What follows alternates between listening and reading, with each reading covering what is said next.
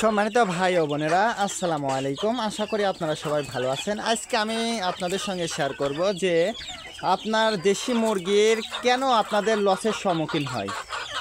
প্রধান যে কারণ, সেই কারণটা সম্পর্কে আমি বিস্তারিত আলোচনা করব। অবশ্যই ভিডিওটা না টেনে শেষ পর্যন্ত দেখবেন।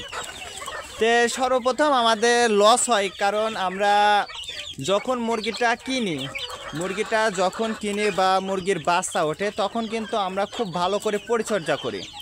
যখন মুরগিটা সুস্থ থাকে, মুরগির খাবারটা ঠিক থাকে, তখন কিন্তু আমরা মনের আনন্দ লাগে আমাদের, তখন কিন্তু খুবই মনের মধ্যে ভালো লাগে।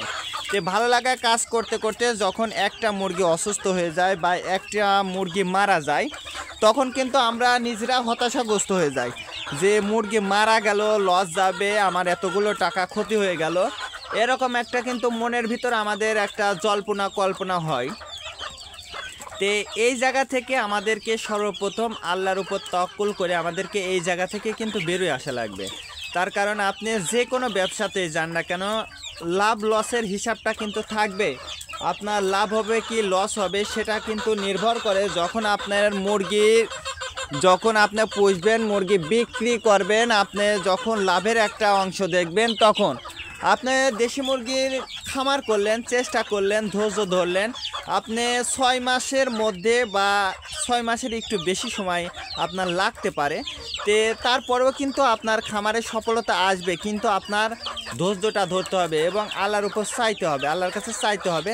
আল্লাহর উপর যদি ভরসা করে আপনারা যদি খামারটা করেন মুরগির, এই যে আমাদের প্রথম যে ভুলটা হয় সেটা হচ্ছে আমরা মুরগির কিন্তু পর্যাপ্ত পরিমাণ খাবার দিই। যখন একটা মুরগি অসুস্থ হয়ে পড়ে বা মুরগিটা মারা যায়, তখন কিন্তু আমাদের মধ্যে ওই আবেগটা কাজ করে না যে মুরগিটার টাইম মতো খেতে দেবো, মুরগিটার পরিচর্যা করব, মুরগির ঘরে তুলবো, এরকম কিন্তু হয় না। তখন কিন্তু আমাদের মনের মধ্যে কিন্তু একটা অবহেলা কিন্তু শুরু হয়ে যায় যে না, মুরগিটা মারা গেছে, এখন আমার আর ভালো লাগতেছে না, বা এরকম একটা কিন্তু মনের ভিতর জল্পনা কল্পনা হওয়াটাই স্বাভাবিক।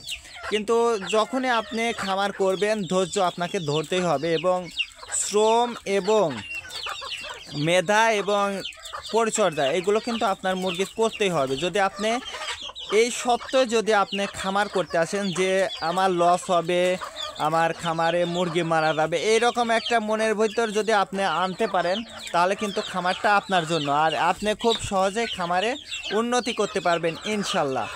আপনাকে সর্বপ্রথম